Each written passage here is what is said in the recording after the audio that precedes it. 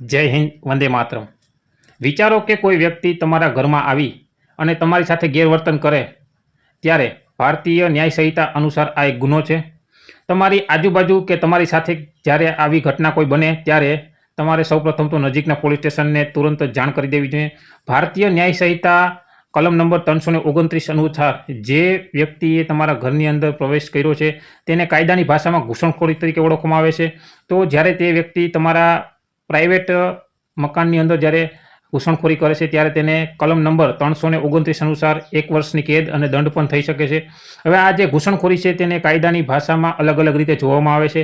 જો આ ઘૂસણખોરી એ તમારા શારીરિક તમને નુકસાન પહોંચાડ્યું હોય, તમને શારીરિક કોઈ ઈજા પહોંચાડી હોય ત્યારે કલમ નંબર 331 લાગુ કરવામાં આવે છે, એટલે કે તેને 7 વર્ષની સજા થઈ શકે છે અને દંડ પણ થઈ શકે છે।